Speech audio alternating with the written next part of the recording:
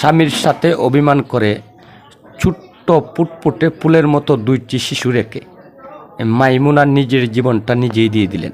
এমন একটি চাঞ্চল্যকর ঘটনা ঘটেছে নোয়াখালী চিটকিল উপজেলা পূর্ব দেলিয়া দর্জিবাড়িতে। আপনারা ভিডিওর স্ক্রিনে দেখতে পাচ্ছেন অত্যন্ত সুন্দর একটি মেয়ের ছবি দেখা যাচ্ছে, যে মেয়েটি আজ দুইটি শিশু সন্তানকে রেখে নিজের জীবন নিজে দিয়ে দিলেন।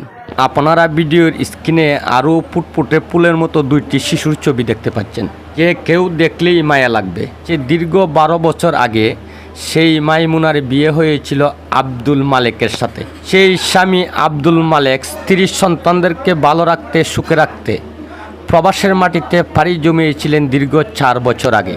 সেই স্বামী প্রবাসে থাকা অবস্থায় স্ত্রী অসুস্থ হয়ে পড়লে চিকিৎসা করাতে দেশের বাড়িতে চলে আসেন সেই স্বামী আব্দুল মালেক। দীর্ঘ 1 মাস চিকিৎসা সেবা দিয়ে তাকে সুস্থ করে তোলেন স্বামী আব্দুল মালেক। দুইটি পুটপুটে শিশু রেখে এমন কাজ করতে পারবে স্ত্রী মাইমুনা ভাবতে পারেন নাই। ঘটনার সময়ে স্বামী আব্দুল মালেক বাজারে ছিলেন। খবর পেয়ে বাড়িতে এসে দেখতে পান তার স্ত্রী নিজের জীবনটা নিজেই দিয়ে দিলেন।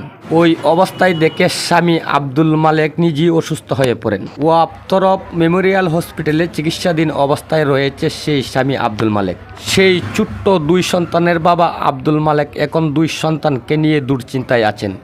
তাদেরকে কিভাবে বড় করবেন এবং কিভাবে মানুষ করবেন।